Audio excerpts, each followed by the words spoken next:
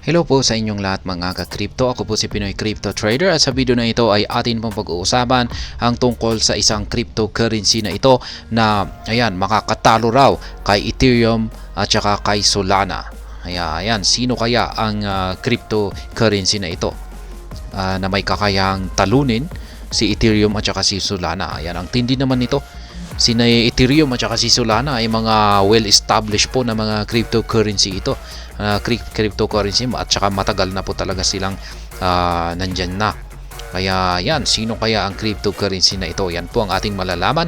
Pero bago po tayo magpatuloy, ay nais ko lamang po munang bigyang linaw ang aking disclaimer kung saan ang nilalaman po ng video na ito ay hindi po ito isang financial advice.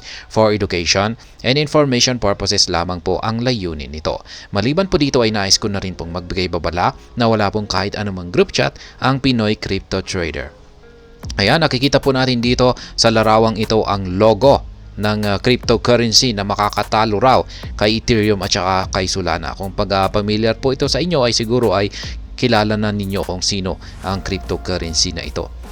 Ayan, wala pong iba kundi si Avax. Ayan, surprisingly, Ethereum and Solana lost to Avax today. Ayan, tinalo po ni Avax sa price performance or price action si Ethereum at saka si Solana sa araw na ito. Ayan, ang sabi po rito ay, on a day when the majority of the crypto market is in the red, Avalanche or Avax emerged as a beacon of hope for cryptocurrency investors, showcasing an impressive rally against the market trends. Over the last 24 hours, while leading cryptocurrencies like Ethereum and Solana succumbed to downward pressure, Avax charted a different course, posting remarkable 12% growth. Kaya ayan, habang yung mga ibang mga cryptocurrencies ay halos nagsisibagsakan dahil po sa breather na nangyari kay Bitcoin, kung saan ay nahatak po sila sa yung pagbagsak ni Bitcoin. Ayan, maging si Ethereum at saka si Solana ay bumagsak na rin. Pero ibahin po natin dito kay Avalanche dahil si Avalanche po ay umangat po siya ng 12%. Ayan, nagkaroon siya ng 12% growth. Avax has been touted as a beta play, often catching up and occasionally outpacing market leaders after significant rallies. With the ecosystem tokens within the Avax network gaining momentum, it is clear that investor interest is peaking.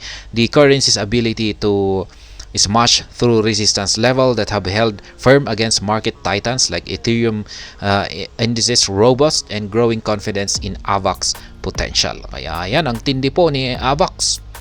Yan, yung mga ibang mga cryptocurrencies, yung mga matitinding cryptocurrencies ay hirap daw po silang basagin yung kanilang mga resistance levels.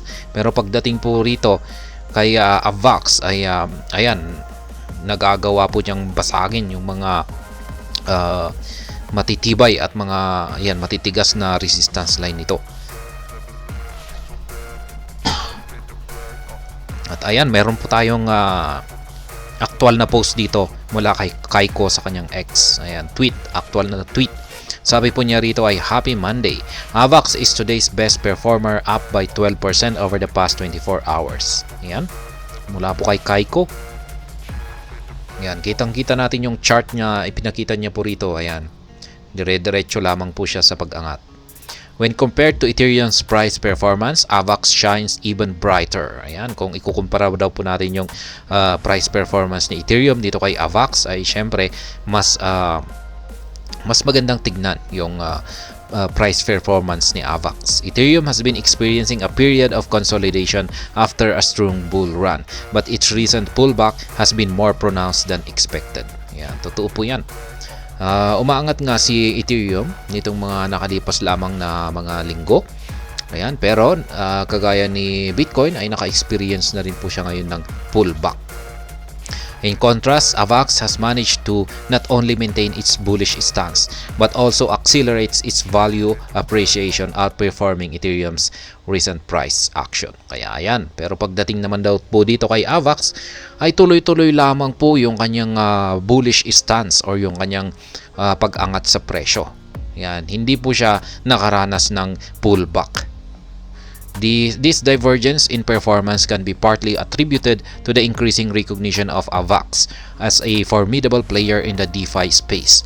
As a faster and most cost-effective platform, it is garnering attention from developers and investors alike. Kaya yan, may mga investors, mga developers ang mukhang nagugustuhan si AVAX dahil sa yan, mas mabilis po talaga siya. Ayan, mabilis at saka mas cost effective po siya. Mas mura yung kanyang mga transaction fees. This interest is translated into price action, with AVAX demonstrating the characteristics of a strong ecosystem token that leverages the broader market's momentum for significant gains. Kaya baka naman po sumabay lamang ang yan, yung pagpasok ng mga bagong mga investors dito kay AVAX. Kaya imbis na magkakaroon din po sana siya ng pullback ay ayan, nagpatuloy lamang ito sa kanyang pag-angat. The contrast between AVAX and Ethereum during this period speaks volumes about market dynamics. Whether Ethereum reflects the larger market hesitation, AVAX seizes the opportunity to assert its market presence. It is a classic case of the beta token catching up, leveraging the pumping of its counterparts to establish its own rally. Kaya yan po si AVAX. Ang makakatalo raw kay Ethereum at saka kay Solana. Pero ayan, syempre kailangan pa niya ng patunay. Ayan, sabihin natin first round lamang ito na natalo niya si Ethereum at saka si Solana. Dapat ay dire-diretso yan. Tuloy-tuloy lamang na ayan, sa kada pag-angat, ayan, or sa kada bullish ayan, sa kada nagkakaroon tayo ng bullish surge ay dapat ay laging nananalo si itong si AVAX para bago natin masabi na ito na nga talaga ang tatalo kay Ethereum at saka kay Solana. Ayan, baka naman na nakachamba lang siya ngayon. Ayan, syempre sasabihin ng Ethereum na Solana na baka chamba lamang yan. Syempre patunayan mo ng ilang beses bago mo pwedeng sabihin na kayang-kaya mong talunin ang Ethereum at saka Solana. Syempre, yan naman ang sasabihin ng community ng or supporters ng Ethereum at saka Solana. Ayan. At ayan, hanggang dito na lamang po tayo sa video na ito. Sana po ay inyong nagustuhan ang aking paliwanag dito. Kung inyo po itong nagustuhan ay pakiclick lamang po ang like button nito.